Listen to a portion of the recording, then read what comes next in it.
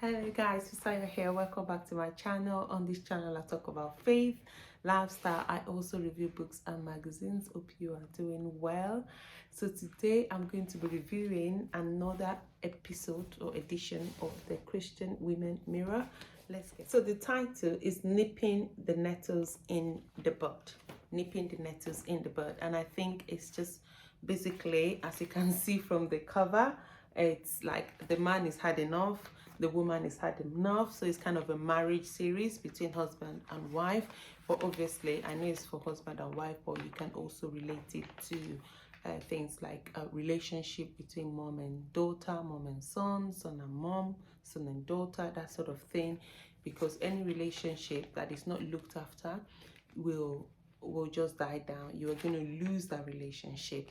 And sometimes, you don't always know the value of what you have until you've lost it. So try as much as possible, be intentional about your relationship. Apart from, as long as it's not a toxic relationship, it's not the one that affects you mentally, physically, and you've done everything you can and it's not working, then that's fine. All right, but if it's a relationship that needs to be worked on, like a relationship in marriage, a relationship between your family, relationship with I would say family, yeah, marriage and family is the only one that you have to be really intentional about. Relationship with your friend, yes, that's good. It's good to keep relationship with them, but if it's getting too much, affecting you in a way that it's not very good for your mental, physical, emotional well-being, then I suggest you seek counseling or you break away from the relationship so that it doesn't cause you an irreparable damage. All right, so today is all about relationship between husband and wife, like I said earlier on, and there is the word from the general superintendent, which also talked about resolve to succeed. I'm just going to read because it has about 5 points here. I'm just going to read them, so if you see me looking down, I'm actually having the magazine in my hand. So the first thing that you need to resolve to do is talking about resolving to succeed. And the first thing you need to resolve to do is to resolve to love. Love has to be intentional. Yes, you loved your husband, that's why you took him home, or you loved your wife, that's why you took her home and you said, right, this is the man I'm going to spend the rest of my life with, or this is the woman I'm going to spend the rest of my life with. So you need to try and keep that love going. You need to resolve to love. You need to resolve to communicate effectively. There's a difference between listening and hearing. When you hear something, it probably went through one ear and gone out the other ear. All right, but when you're listening and you're actively listening, you're actually listening not to criticize, you're actually listening to help the person. Sometimes some people don't even need you to help them in any way. They just need somebody to offload to, they need somebody to talk to, they need somebody to hear them out. So when you're listening, you're actually paying attention to what that person is saying.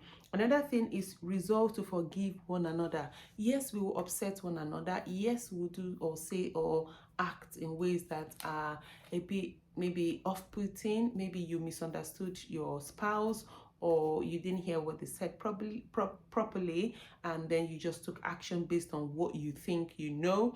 So let bygones be bygones. Make sure you forgive one another. Another one is to resolve to avoid negative criticism. All right, sometimes you just conclude. Sometimes when you're even talking to your children, they say, oh, can you let me speak? You say sometimes we conclude for them. We shouldn't conclude for our spouses, and we should not be a negative influence on them. We shouldn't let anything affect, make us have a negative criticism of what they do or how to do it, their actions, and all of those things. Another thing is resolve to depend on God absolutely. Marriage is hard work. You have to be intentional about it. You have to be willing to do it, willing to talk, willing to communicate, willing to be open-minded, and willing to rely on God absolutely. Remember, God is the author of marriage. He was the one that instituted marriage in the Garden of Eden between Adam and Eve. So when you are having problems with anything, please, please, please always refer to the author, or refer to the originator, or refer to the person who started the whole thing. And in this case, God originated marriage. So please, please, and please, when there is a problem in the marriage, you always go back to the source. Remember, for those of us that are Christians and believers by the grace of God, you have to pray to know God's will in marriage. So if there's any problem, if there's any challenge, you can easily fall back on God. You can ask him for strength. You can ask him to help you. This book, this magazine is very good. It's something you can always refer to. Like I always say, if you need a copy, I have access to some of these copies by the grace of God. So if you need a copy of these, please do not hesitate to talk to me or send me an email. So the next one is talking about nipping the nettles in the bud. And you know, when something happened, it's not always good to assume you know. Always ask. I know when you're upset with somebody, the last thing you want to do is to talk to the person, but as much as possible, always ask. And if you're not asking, you're just making things worse. And before you know it, it will start resulting into things like prayerlessness, jealousy, suspicion, selfishness, third-party interference, and many other things. If there's a problem, yes, speak to a counselor, speak to a godly person that you know is going to help you. Don't speak to somebody that will tear you apart. Don't speak to somebody that will make you feel, oh, you've made a mistake by marrying the man, or you've made a mistake by marrying the woman.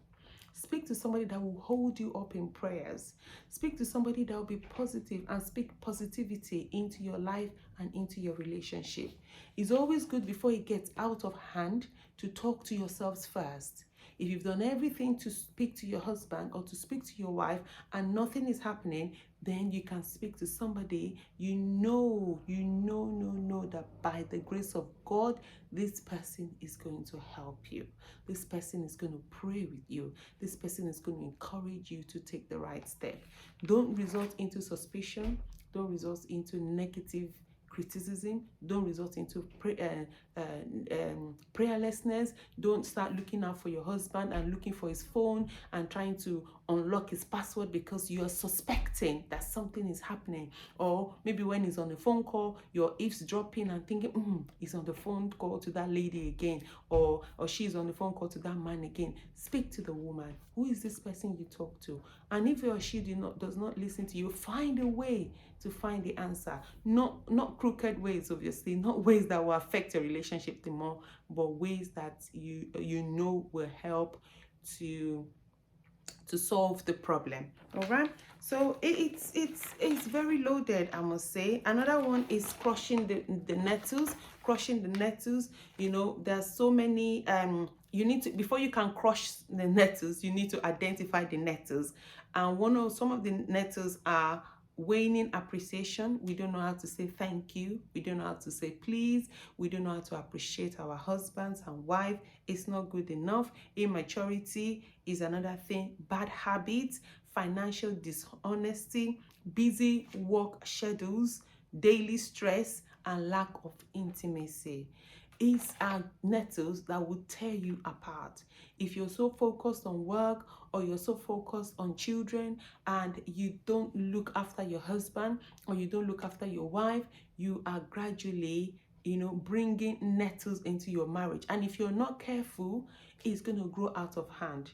Imagine our garden. We don't plant weeds. They just grow. You as a gardener, you as the owner of the plot of land, you have to go over there and remove the weed. That is how you have to work on your marriage.